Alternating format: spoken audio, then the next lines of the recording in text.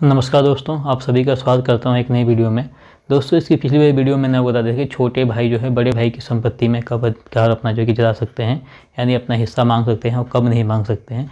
लेकिन आज की वीडियो में हम बात करेंगे कि क्या एक बहू जो है अपने सास ससुर की संपत्ति पर अपना अधिकार जता सकती हैं या नहीं जता सकती हैं, क्या वो अपने हिस्सा उसमें उनका होता है या नहीं होता है।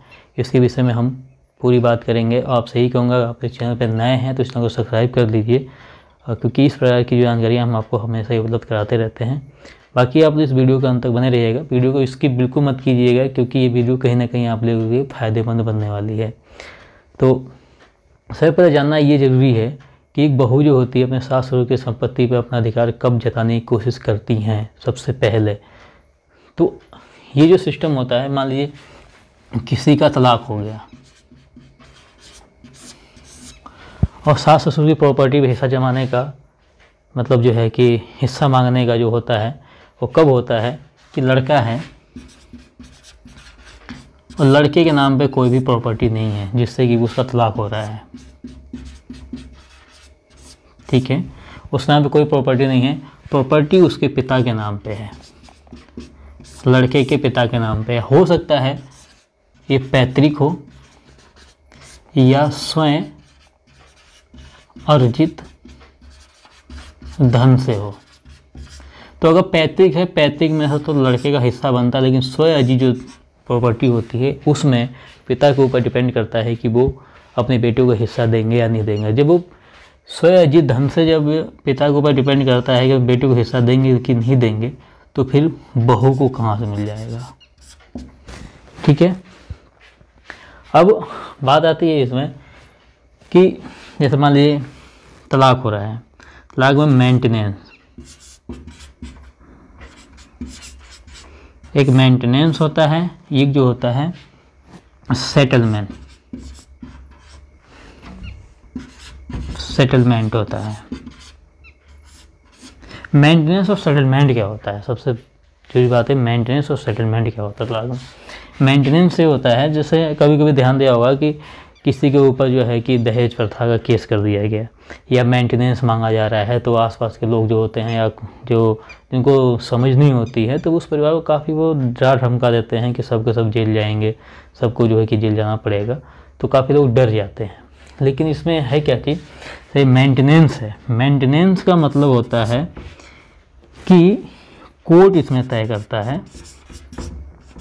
कोर्ट अब तय क्या करता है, कोर्ट देखता है लड़के का सैलरी, लड़के की प्रॉपर्टी देखता है, लड़का क्या कर रहा है क्या नहीं कर रहा है। अगर उसकी जिस हिसाब से सैलरी होगी, जिस हिसाब से उसका कारोबार होगा, जिस हिसाब से उसका व्यापार होगा, उस हिसाब से कोर्ट जो है कि मेंटेनेंस तय करता है, महीने का खर्चा तय करता है। ऐसा नहीं होता है कि आपने कहा मैं तो 2000 दूंगा, 1000 रुपये दूंगा, तो गांव की पंचायत नहीं होती है, कोर्ट का ऑर्डर होता है, जो ऑर्डर कर दिया उतना आपको मानना होता है। सेटलमेंट, सेटलमेंट में क्या है कि मान लीजिए किसी लड़का जो है उसके नाम पे 10 लाख, 20 लाख, 50 लाख, करोड़ की, 70-80 लाख की जो प्रॉपर्टी है, मतलब जितनी अधिक रकम की प्रॉपर्टी है, तो उसके हिसाब से इसने क्या किया कि एक बार में ही अपना जो है कि मान लीजिए कि 1 करोड़ की है, ठीक है, तो इसने क्या किया 20 लाख रुपए दे दिया, 20 लाख रुपए दे के ख़त्म कर लिया।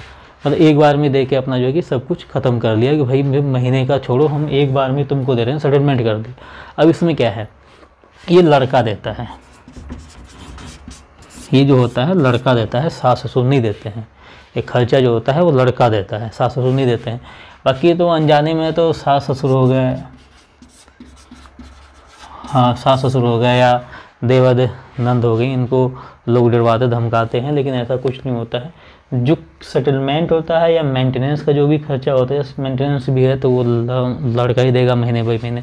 सेटलमेंट अगर होता है तो वो भी जो भी 10-20 लाख रुपए जो भी इनका होता है वो लड़का ही देता है। अब बात करते हैं बाकी सेटलमेंट और मेंटेनेंस के विषय में आपको मैं बता दिया। अब क्या है प्रॉपर्टी, सबसे बड़ी बात है प्रॉपर्टी, सास ससुर की प्रॉपर्टी। तो प्रॉपर्टी में क्या होता है, जिस ये एक होती है पैतृक,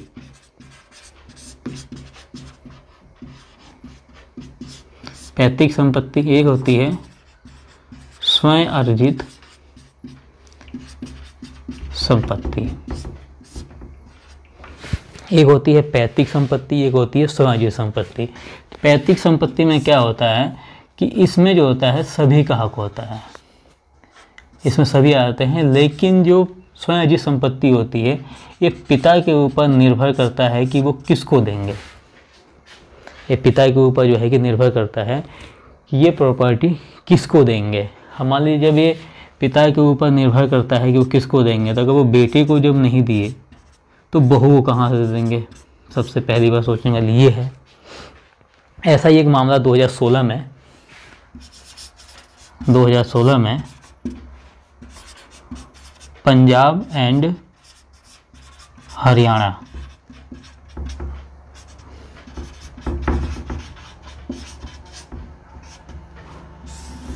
Punjab and Haryana high court में गया।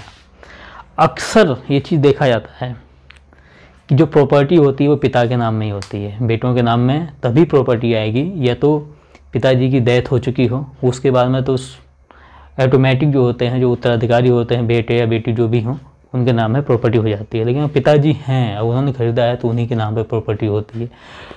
तो ये Punjab and Haryana high court, Barinder Kaur बनाम जितेंद्र कुमार करके Punjab and Haryana high court में एक केस गया था। उसमें बहू ने ये कहा था कि मैं अपने पति से अलग हो चुकी हूँ और जो भी प्रॉपर्टी है वो ससुर के नाम में है, तो उसमें से मुझे हिस्सा मिलना चाहिए।